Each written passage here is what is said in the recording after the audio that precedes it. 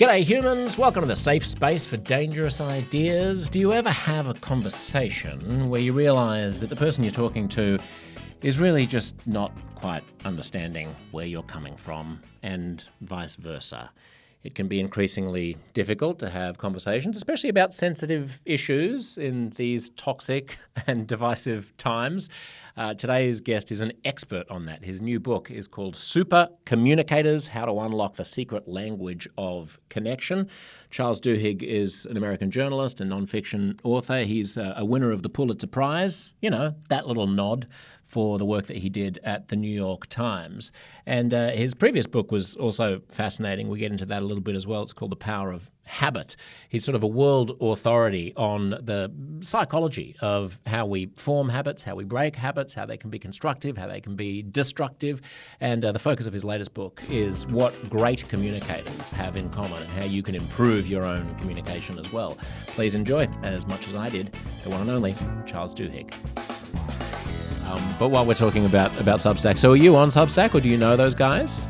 I am. Yeah, right. Yeah. So I have a newsletter on Substack. That newsletter is a Substack thing, is it? Yeah. Yeah, and I just started it about 6 months ago. So I'm not really like a pro the way that some people. Yeah, but I like it. I like doing it. I know, it's fabulous. I mean, there's so much potential, and I've got buddies who are making a fortune from it. So who knows? Yeah, exactly. And I am a big anything that helps writers support themselves. I'm a huge fan. Yes, I mean the fact that it is now actually possible. I hosted a talkback radio show in Sydney for the past 2 years and was able to leave at the end of last year and just do this. Largely, because half of the revenue comes from Substack and about half from ads. So you already have a big Substack? Well, big enough. Yeah. So great. Can I ask, like, how many? I'm just wondering, like, at what point it becomes like how many subscribers and paid subscribers? That's a very good question that my producer would know the answer to, which I don't. I just count the money, Charles. I mean, I don't know. I'm still at the early stages. I've only been on there for like 6 months, but it seems to be. This podcast has a lot of listeners, so you don't need a huge conversion rate for a large listener base to then go, we'll get the extra stuff as well, because I do some bonus stuff on Substack that you can only get if you that's great. Pay a monthly fee. So like, who wants a job these days? Why do you need a job? It's true. It's great. It's true. Knock on wood that it remains. Yeah, true. exactly.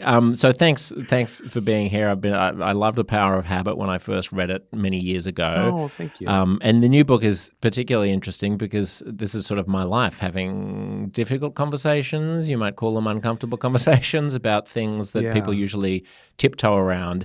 One of the most interesting passages of the book is towards the end when you start talking about Netflix and the flare up at Netflix and what that tells us about how people communicate. So before we go big, can we go small, and can you tell us what happened at Netflix?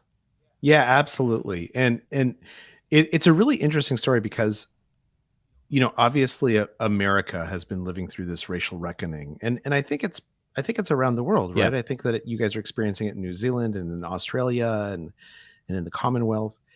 And what happened at Netflix is that there was a senior executive who was in a meeting, and he used the N-word. And this is obviously completely inappropriate. Just to be a linguistic pedant, he mentioned the N-word. Linguists would say there's a difference between mentioning a word and using the word, in the sense that the usage would imply that he was addressing someone that way, or he was deploying so I the guess word. He mentioned so he mentioned the word. He didn't call anyone the N-word. He was using it to try and illustrate how offensive he was using it to illustrate how offensive a new show was. But of course, there were people in the room who walked away saying, "Oh my God, this is completely inappropriate." And he ended up getting fired. But what it did is it set off this kind of civil war within Netflix, because there had been a lot of people who felt like Netflix had a problem with race, that there was unconscious bias, and that particularly African Americans were not getting promoted as quickly. And then there were a bunch of other people who thought that that's not true at all. Like, we're not racists. And actually the reason you're not succeeding here is not because of the color of your skin. It's because you don't have what you need to succeed. And as you can imagine, this just became incredibly contentious. So contentious that it started distracting from the work. It started destroying the culture. It was so bad that Reed Hastings, the CEO of the company, had a meeting with his top lieutenants and said, "Look, if we don't figure out how to stop this, how to lower the heat, I think it might end Netflix." Now, what would have been totally normal in a situation like that is for the executives to basically kind of stomp down and say, "Look, we're not going to have this conversation," right? Or we're going to have this conversation, but it's going to be very tightly controlled. To say, "Look, leave your politics at home," or "There's some things that are appropriate to say and some things that are not appropriate to say." I think we've seen a lot of companies do that. But what Netflix did is exactly the opposite. What Netflix did is they said instead, "We believe we have to talk about this.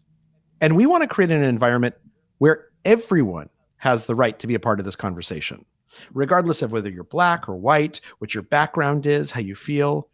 The only way that we can really understand each other is if everyone feels safe to talk about it." And so they came up with a couple of principles that we know from experiments and from science and social science are very effective. One in particular is they told everyone at the beginning of each conversation, "Let's just acknowledge that this conversation is going to be awkward. And even more, let's acknowledge that I might say things the wrong way, and I'm going to ask you to forgive me. And you might say things the wrong way, and I promise you, I will forgive you. I won't hold it against you. I'll understand that this is happening in good faith."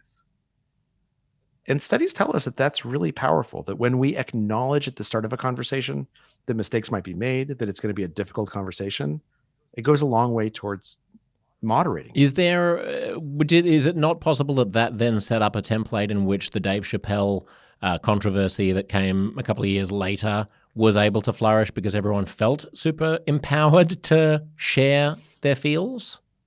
Well, I think so. People feel empowered to share their feels regardless of whether they've been invited to do it or not, right? Well, the issue here is that they could have done what some companies do, which is to say, "There's a place for politics and religion. It's not in the office. We're here to do a job. If you don't like it, there's the door." But I don't think the feeling was that wouldn't work at Netflix, in part because it's an artistic company, right? They're making TV shows, and those TV shows have to be culturally relevant. And so talking about culture, talking about politics is part of their job. But the other part of it is that even when we do say that, it doesn't mean that people actually leave their politics at home. It doesn't mean that they don't bring their feelings and their emotions into the workplace. It just means that we repress them and they end up leaking out in often messy ways.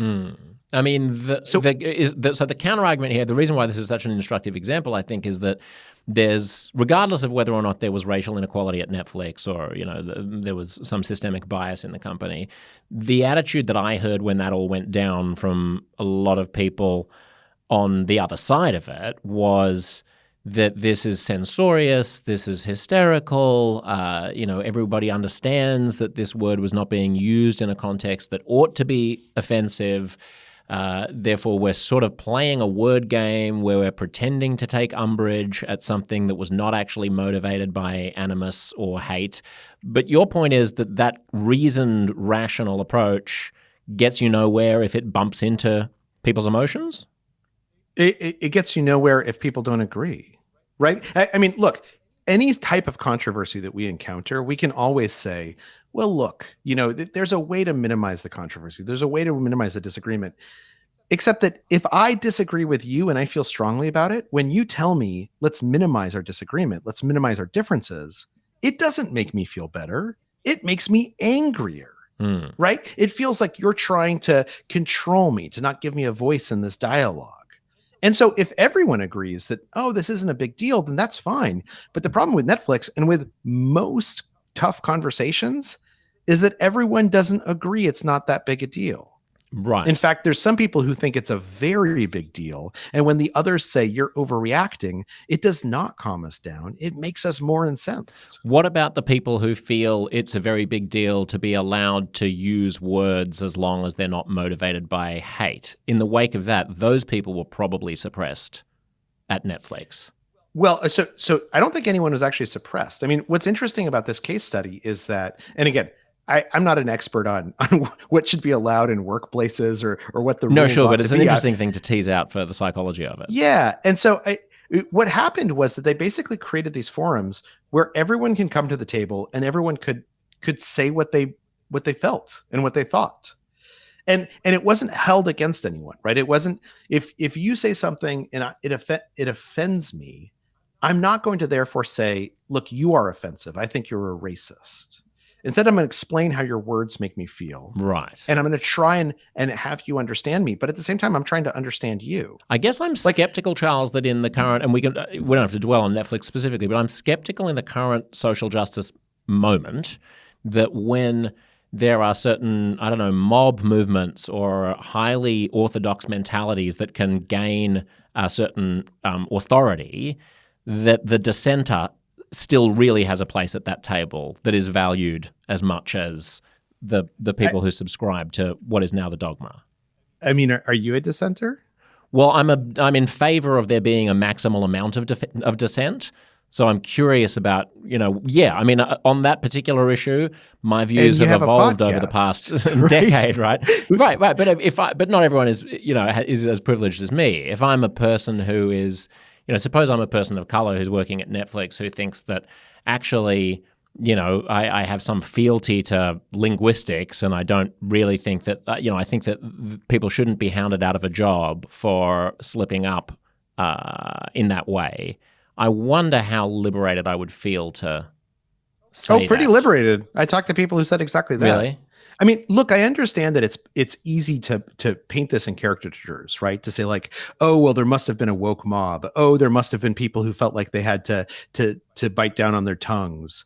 Except that the actual reporting doesn't bear that out. What we found is that when you create environments where people feel like they can bring their full self to work, they can say things without the fear of those things being held against them. You create an environment where people are proving that they're listening to each other and that we're having an exchange and that everyone belongs at the table. Everyone has a legitimate seat there.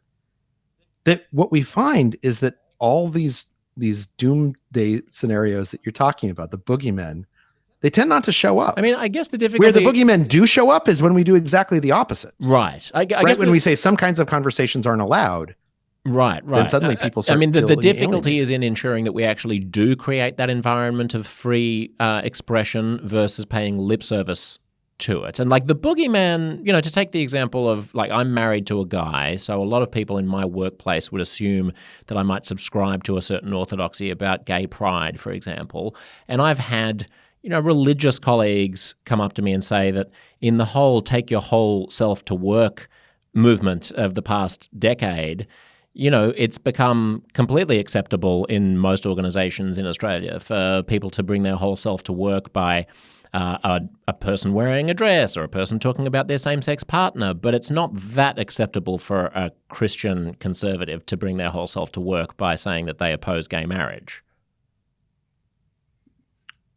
Well, are you just speculating, or is there something specific you can point to? Well, no, that's a specific conversation that I've had, for example, with Christian colleagues who have said that there's a rubric, there's a way of talking about there's a way of talking about conversations which sounds highly inclusive, but actually is sort of just a way of enforcing a new dogma. So I'm wondering how we avoid the pitfall of replacing an old, in this case, homophobic dogma with a new homophilic dogma where, for example, the religious conservative doesn't have a seat at the table. Well, so my guess is that if the religious conservative comes to the table and they say, I think you are evil and that you are living in sin with a man and you deserve to go to hell, that probably wouldn't be accepted or wouldn't be welcomed, right? No, but they could go a lot shorter than that. My guess is that if you're having an actual conversation, they're not actually saying that. What they're saying is listen, here's my perspective on marriage. I think that marriage should be I think marriage should be X and Y and Z, and my church tells me this and that. My guess is that if you actually have that dialogue, they are not trying to push you into a stereotype. They are not trying to say things that make them open to easy attack. Instead, they're explaining what they believe. Again, there's always this I guess the thing that I object to in the question is it presumes the most cartoonish or stereotypical way that this conversation would unfold. And I'm not saying that that doesn't happen, but I'm saying that those aren't conversations. That when we sit down and we actually want to understand someone, when we want to have a difficult conversation rather than just scream at each other or try and prove each other wrong, when we want to have a conversation, it usually doesn't come down to someone saying, you are evil, you deserve to go to hell. No, it usually comes down to them saying, here's what I think about the world, and then you sharing what you think about the world. Okay, I'll park the sort of HR component of it for a moment because it's not what's most interesting about your work, but I will just sort of note that you don't need to go anywhere near as far as saying that gay people are evil in order to nonetheless get in trouble with a human resources department if you were expressing a point of view that ran counter to what is regarded as being the social justice, the correct way of thinking about things in most organizations. I mean, so this, I suppose. So give me an example. Give me an actual example of something you've heard someone say that you think is not objectionable, but that has gotten them in trouble.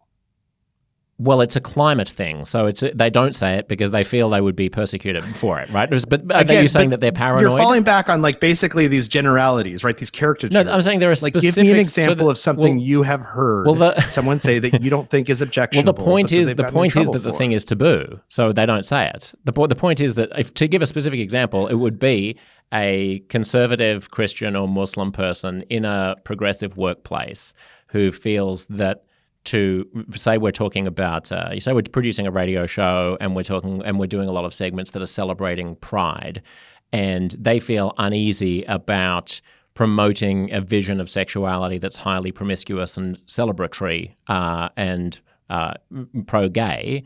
They would feel uncomfortable, not just about saying that they think that it's evil, but about saying, like, personally, I'm not that crazy about being involved in something that involves like a lot of gay promiscuity. They feel that would put them on the outer, but maybe it wouldn't. I mean, maybe you're right, and they're paranoid. You feel like you have a lot of colleagues who like are like talking about gay promiscuity on a regular basis, and this is how many do they have to be to make the point?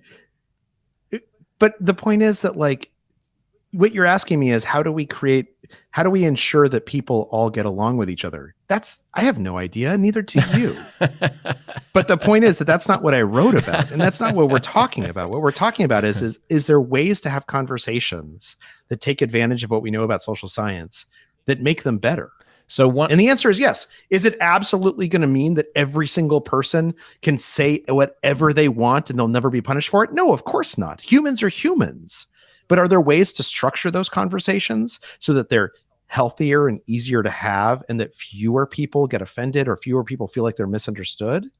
Of course. So let's talk about those ways, because one reason why I started with Netflix is I think it touches on something interesting, which is that people will sometimes hear a conversation as being about their identity or about who they are rather than taking it at face value. So, the sort of less provocative or toxic example of this is the married couple where one of them says, I'm feeling this way because, some such and such happened at work. And the other person says, well, what you should do is go in tomorrow and you should tell your boss X, Y, Z. And the person says, I didn't want a solution, right? I just sort of wanted to be heard, in other words. So there are two different parallel conversations taking place. Each person has a different perspective about what's actually trying to be communicated. How do you avoid that pitfall? Well, so I think what's often happening there, and I think this happens in my marriage, this happens in every relationship, right? Where one person is expressing a feeling and another person tries to solve their feelings and it's not appreciated. What we know is that, and we're living through this golden age of understanding communication because of advances in neural imaging and because in data collection, we're learning a lot about what happens inside our brains when conversations occur. And one of the things that we've discovered is that we tend to think of a discussion as being about one thing, right? We're talking about my day, or we're talking about Jimmy's grades, or we're talking about gay marriage. But actually, there's multiple different kinds of conversations occurring within this one discussion. And if you and I aren't having the same kind of conversation at the same moment, it's very hard for us to connect with each other, and it's very hard for us to hear each other. And in general, these conversations, they tend to fall into one of three buckets. There's these practical conversations where we're talking about making plans or solving problems. There's emotional conversations where, as you just put it, I tell you how I feel, and I don't want you to solve my feelings. I want you to empathize. And then there's social conversations about how we relate to each other and the social identities that we feel like are important to us. And in the example you just gave me, I think what's happening is one person is having an emotional conversation and the other person is having a practical conversation. And they're both legitimate conversations, but they're having different kinds of conversations at the same moment. And so it's hard to feel connected. It's hard to actually listen to each other. And are people Does that sound totally? right? Are people hardwired with particular biases towards one conversation or another? I mean, the cliche, the gender cliche would be that the woman comes home and talks about, something that happened at work, with the subtext being that it's an emotional conversation, and the Mr. Fix-It would come in and mansplain to her, what she needs to do about it. Is there truth in that hardwiring? No. So there's actually been a lot of studies looking at this because it is a widespread sort of pattern that people believe is true. And what researchers have found is that it's not accurate, that women and men both tend to speak more practically or more emotionally in equal measure. The difference is that oftentimes we remember very differently what someone has said. So when a man says something very practical, it stands out in our memory. And when a woman says something emotional, we tend to remember that emotionality. And it's this discrepancy in remembering that seems to skew our perspective on what the data actually says.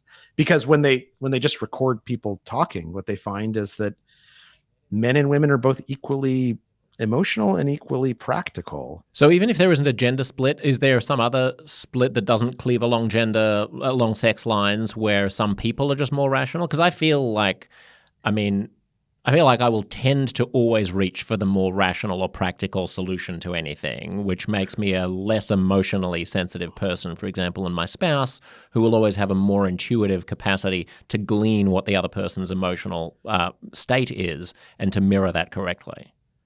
Well, what often happens is that we develop communication habits that we fall back on. Right. And so if you're in the habit of presenting things in a very dry, very logical, very dispassionate way, that's a source of comfort for you. And so you'll do that. That does not necessarily mean that you are dry and dispassionate. Right. Let me ask you a question. When you are expressing something emotional to your spouse, when you're talking about how you feel, do you get super duper weepy or do you get kind of practical sounding? Practical sounding. Now, does that mean that you're exclusively practical? No. Or are you feeling something and you're in the habit of expressing it a certain way? But underneath, if we were to peel back the covers on that conversation, actually, this is an emotional conversation. It's just that you're more comfortable with a certain kind of phrasing and presentation. Yes, that's right. Yeah. This is what we know, is we know that there are these cultural myths that some people are more emotional than other people, that some people are more rational than other people. And when we look at the evidence and we look at the science, it does not seem to be true. What does seem to be true is that oftentimes we inculcate men into talking in very rational ways. And so we teach them a habit that they fall back on. They feel a source of comfort there. And with women feel we inculcate them in ways of speaking more emotionally. And so they feel a greater familiarity, a greater comfort with doing so. But that doesn't mean the underlying conversations actually are different. It just means that how we've learned to express them is different. Does it mean then that we need to pivot in the way that we communicate with someone who is acculturated in that way? Like, does the rationalist have to become more empathic and vice versa? Well, I think it's helpful to do so. And I think that that sounds like a tall order, right? And so I think that there's an easy shortcut to it. Just as long as it's only my spouse who has to change, Charles, I'm happy with your advice. But here's an easy way, I think, to do it, which is if you ask more questions, then you tend to let the other person tell you what they're actually feeling or what they're thinking. And in fact, there's a certain kind of question, a deep question, that seems to be particularly good at this. And a deep question can sound kind of intimidating, but it's actually just something that asks about someone's values or beliefs or experiences that can be as simple as meeting someone and they're a doctor and saying to them, instead of "where do you practice medicine," saying, "Oh, what made you decide to go to medical school?" Right? What's the best case you've ever worked on that you're proudest of? Those are questions that allow someone to expose something more about themselves. And my guess is with you and your spouse, and tell me if I'm getting this wrong, if you think this isn't right, my guess is that instead of trying to be more empathic yourself, or him trying to be more logical and rational, instead of doing something that feels artificial, that if you were to say to him, listen, I'm trying to understand more about how you're feeling. Tell me why this feeling that you're describing to me, tell me why it's so important to you. And if he was to say to you, listen, I see you getting practical. I see you getting kind of like logical about this.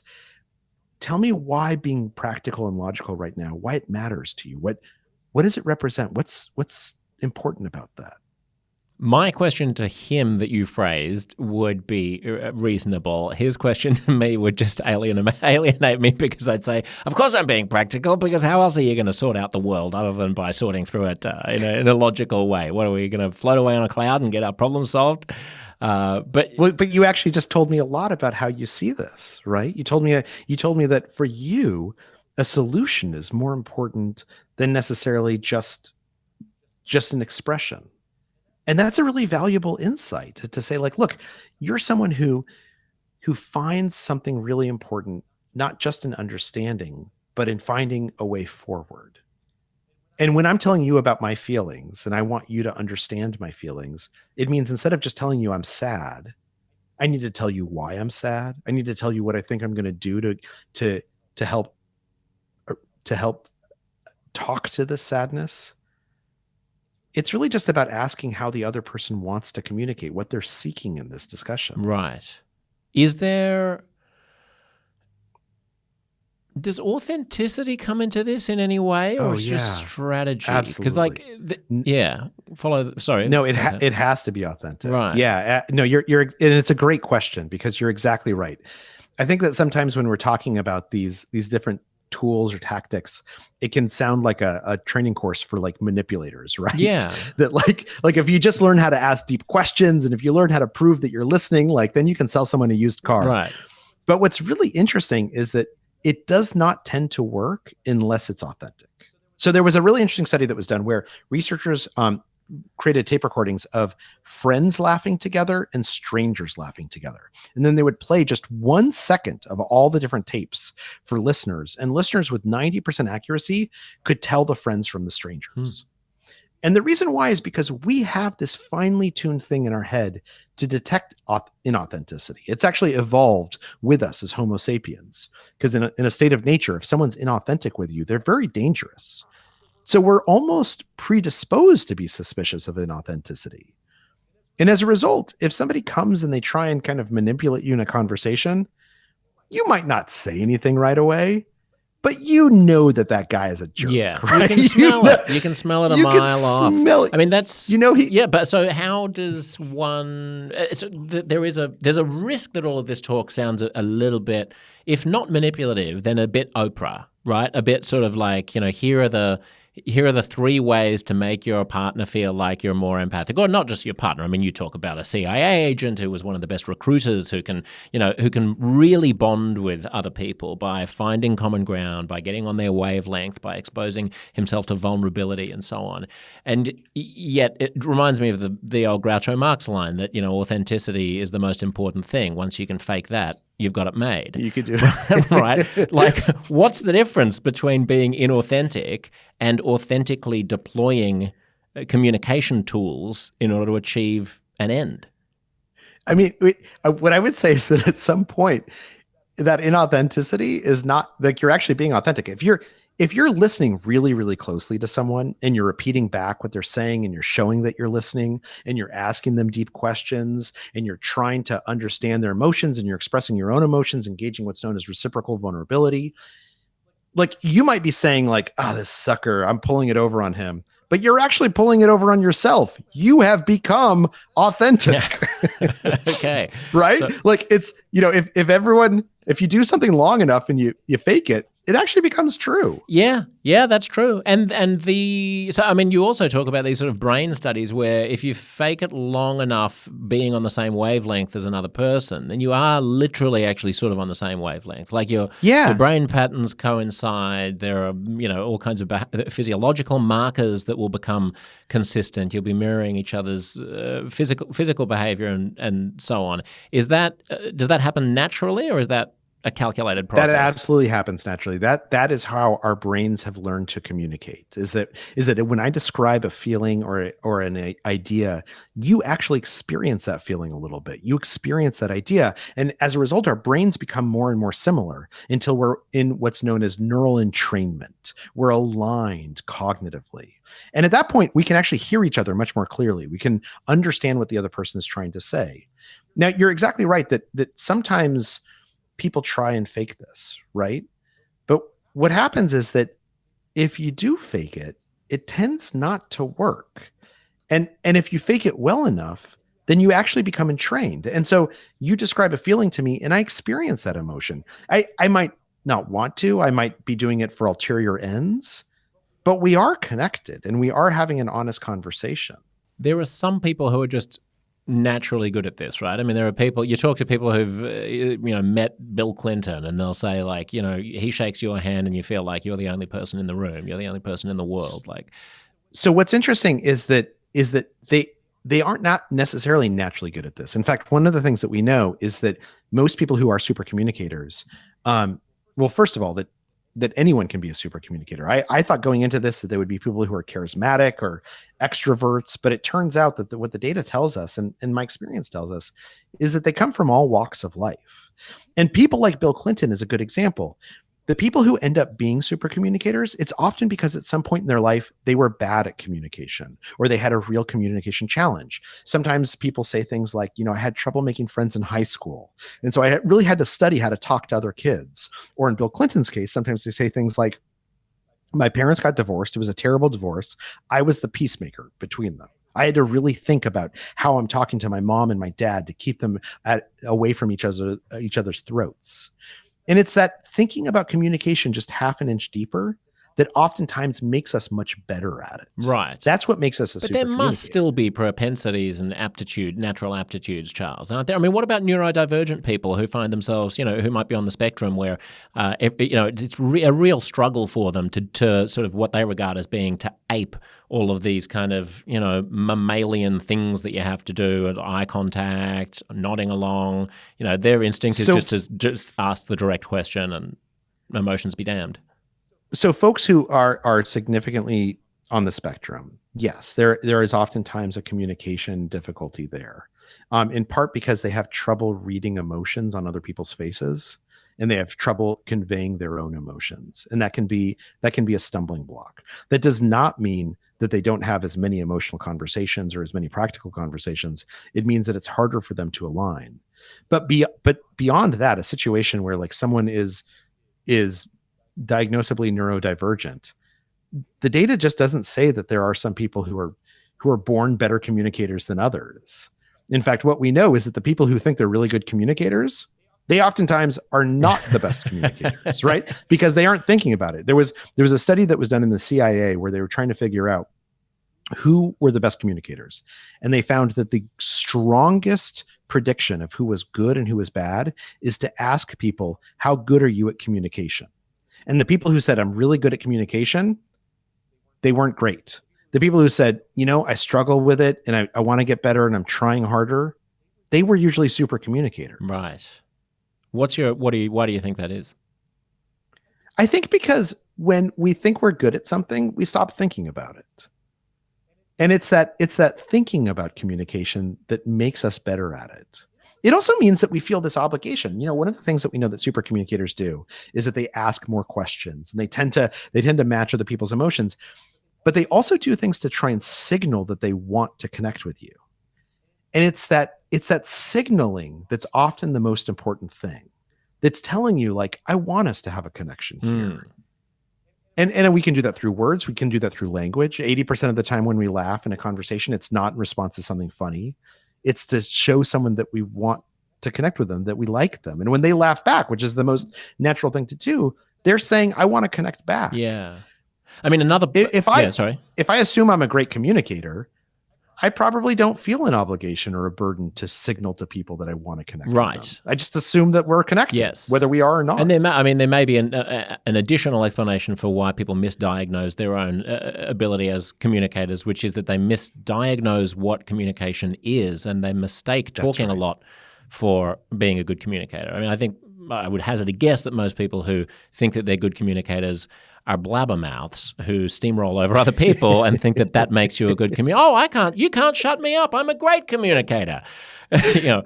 Wrong definition. I walk into every conversation and everyone else is silent. Yeah, exactly. I guess I convinced them all that I was right, which of course, what they're really thinking is, you are such a piece of work. Yes, right.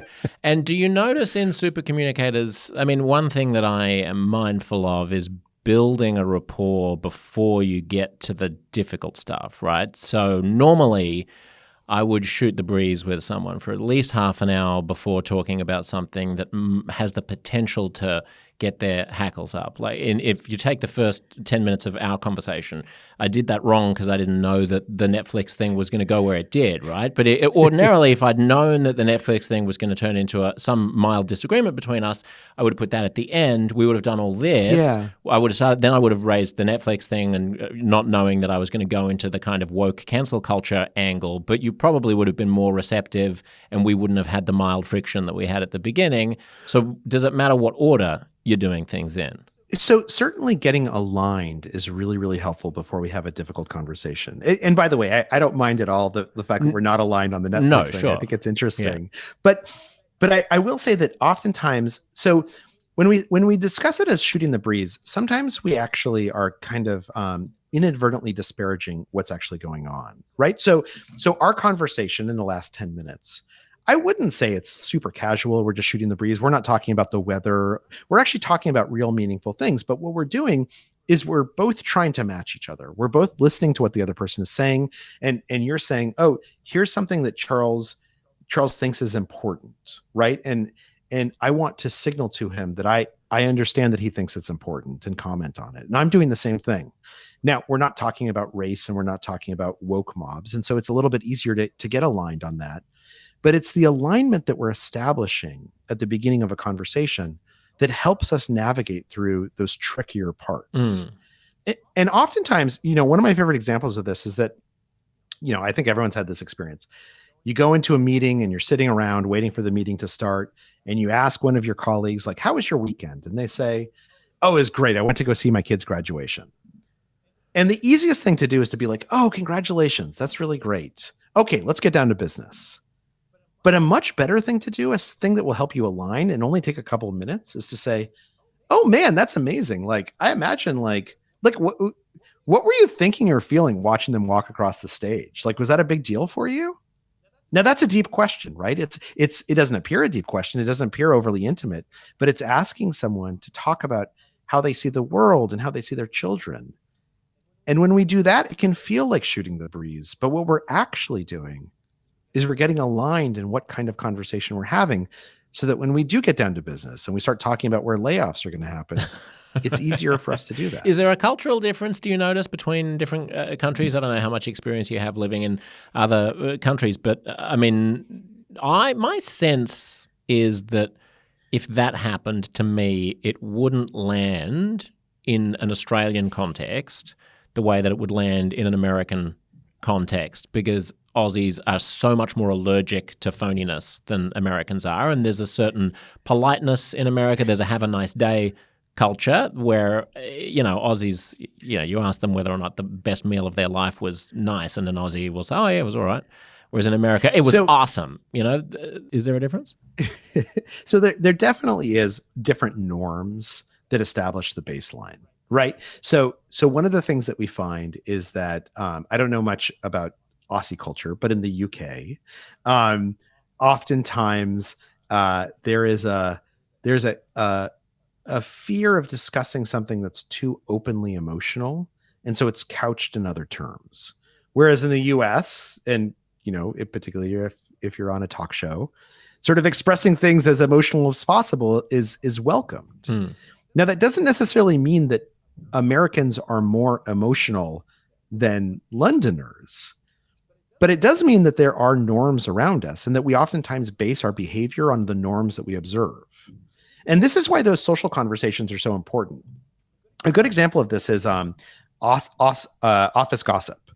So office gossip is actually an incredibly important part of how a company builds a culture. And the reason why is because it's a way for us to explain the norms or the standards or the mores to each other without having to be overt or overbearing about it. When we say like, oh, I can't believe Jim drank so much last night, he was like so inappropriate, what we're really saying is, within this culture, it's not okay to get like sloppy drunk, right? Or if we say like, I can't believe Susie keeps hitting on the interns, what we're really saying is, in this culture, that's not appropriate. Like there's certain standards that we hold ourselves to. Right. And the same thing can happen just in everyday conversation, that when I signal to you something about my personality and how I've learned to communicate, it's a way for you to understand the norms that I was established in. And sometimes we have to understand and acknowledge those norms in order to move forward. I, for instance, would disagree a little bit. I don't think Americans are more fake than Aussies. I don't think they're more comfortable with fakeness than Aussies. I think that sometimes what an American says that feels genuine to the American can come off to an Aussie as insincere. And that sometimes, and I will say this as an American, sometimes when Aussies say things that they mean as sincere, it comes off to me as not that way. But that's not because we're insincere. Any of us are more sincere or insincere than the other. It's because we've learned slightly different ways of expressing. Oh, I'm sure. I'm not claiming that the nation of Australia is less fake, but does the Australian temperament, or maybe to a lesser degree the British temperament, strike you as insincere or needlessly brusque? I guess sometimes needlessly brusque, but I mean, that being said, like most of the Aussies I know, they really enjoy life. Like we do. It's one of our downfalls. They're not like getting in my face and being like, let me tell you all about your problems. Rather, they're like, where can we go have a beer? Yes. Yeah, that's true. That's true. And so then that's a form of social bonding, and I suppose one could interpret it as being kind of phony camaraderie in some way. Yeah, there's a kind of she'll be right culture, everything's chill, everything's cool, everything's water off a duck's back, which I guess could land as equally phony to the have a nice day culture, just in a different direction. We're talking a lot, Charles, about the sort of feely conversations, but you talk in your book about there being three broad types of conversations, and conversations about how we feel, which are basically about how we feel, is only one of those types. The other ones being conversations about, well, who we are, which is sort of more the Netflix conversation, right? When conversations bump up against tribal identities and actually start sort of, we can feel attacked on the basis of a subtext that may or may not have been intended. And then there's a conversation which is a what's this all about conversation. What's this all about conversation? So what's this all about conversation is oftentimes us having a very practical conversation, trying to figure out what do we actually want out of this discussion, right? And we do this often at the beginning of each start of a conversation without even realizing it. It's often referred to as a quiet negotiation by psychologists within the discipline. So for instance, when we start this conversation and you ask me how I'm doing, one of the things that you're doing is you're inviting me to talk about kind of what's important to me at this particular moment. And that's a fairly like benign question. So you might not get to anything deeper. But if I say to you like, oh my gosh, do you like, what's the best part of this podcast? Like what do you feel good about when you get across in a podcast? One of the things I'm asking you is a very practical question. Like, I'm on your podcast. What are you hoping that I will provide and deliver that you think your listeners find is important? And that's oftentimes what happens in a conversation, is at the start of it, we ask questions and we conduct experiments to see if the other person wants to play along. Right? I might get informal and to see if you, or I might be casual to see if you get formal. I might interrupt you to see if interrupting each other is okay. And there's no one right answer. But during that, what's this really about conversation, what we're trying to figure out is, what does each of us want from this exchange? So it's not an explicit what's this all about. We're not saying, can we just have a conversation about the dinner party next Thursday? I mean, sometimes we are, right? You say to your spouse, like, look, we got to choose a menu. Let's choose a menu. Or we're here to talk about the budget for next quarter. Let's talk about the budget. Yeah. And there's a framing. I mean, sometimes the easiest way to broach something that is potentially hazardous in a conversation, suppose that you need to address something with your spouse, something that they did a couple of days ago that's been bugging you, rather than launching straight into it, is to create some kind of a framing device there where you give context to the conversation before the conversation even begins. And you say, listen, there's something I've been thinking about. Do you mind if I just offload it? I don't mean any offense, but can I just have the floor for a second? And can you listen to me in a spirit of generosity or something like that? Is that part of that toolkit? Oh, absolutely. And I think that's really powerful, right? Like, and the thing that I love about what you just said is that you asked permission. You said, look, there's this thing I need to talk to you about. It's been bugging me. Do you mind if I take the floor for a moment? Do you mind if I bring this up? And what you're really doing is you're basically asking permission to have this kind of conversation in the way that you need to have it, that you want to have it. And you're giving the other person the ability to say what they want. Right? They might say, absolutely, I'd love to hear, and then I would like to respond if you don't mind. Yeah. What has texting and emailing, in particular texting, done to all this? Because I find myself vastly preferring texting people because in the context of texting, it's not necessary to do those, to have those kind of preemptive, I can't call somebody who I haven't spoken to in a couple of weeks and just launch into what I want to talk to them about. We have to do the niceties. We have to do the how are you going. Some people love that. They prefer the phone. They'd like to talk for 4 minutes about something before they get to the point. It would be rude and curt for me to just call somebody and say, hey, about this thing, and then start launching into it. It's not rude at the moment in culture to send a text that says, do you mind if I send over a document for you to have a look at, without saying, I hope you're doing well. Has your mum recovered yet? Is the dog doing all right? Isn't the weather nice? Is it changing? Well, okay, so let me ask you a question. Yeah. If that document says, by the way, I think you're a jerk, here's all the things that are wrong with you. Do you feel just as comfortable sending a text being like, hey, by the way, I'm going to send you right. No.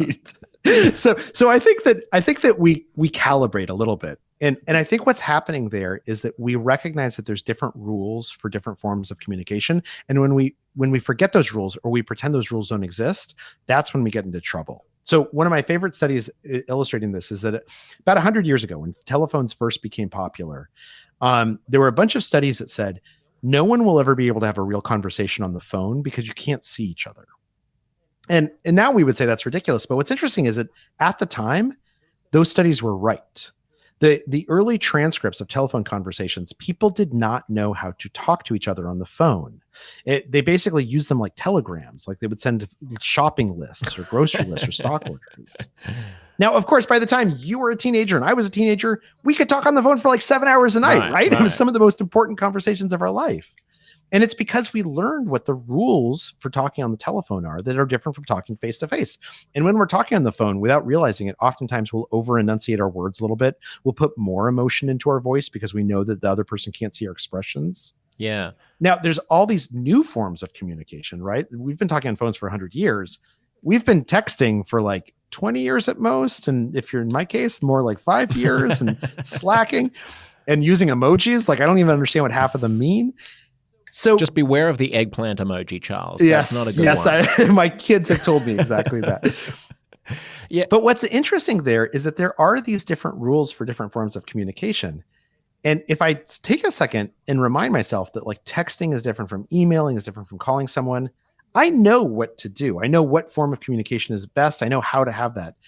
But sometimes when we're so fast moving or we just let ourselves get lazy, we forget and we pretend that these differences don't exist. And that's when we usually get into trouble. In defense of the early people using the telephone, it probably cost about $150 a second in today's dollars. So their shopping lists were probably, what do you want to say? I need tomatoes. Okay, I'm going to get tomatoes. Bye. You're probably right. But I wonder, there's a lot of fretting and hand-wringing from a certain generation of people at the moment about kids these days who don't know how to look each other in the eye and who never talk to each other, who have had their communication abilities deranged or impeded by constantly being on screens and consuming everything from TikTok and Instagram comments. Do you give any credence to that? Well, what I would say is that having conversations and practicing conversations is really useful and important. Now, my kids have conversations. To hear the rest of this conversation, go to uncomfortableconversations.substack.com/listen, and you will get your own personal premium podcast feed with at least 3 extra episodes of the podcast every month and heaps of extra stuff, including the remainder right now of the fabulous conversation you've just been hearing. If it was worth listening to this much of, don't rob yourself of the rest. Pull out your phone right now and search for Uncomfortable Conversations on Substack.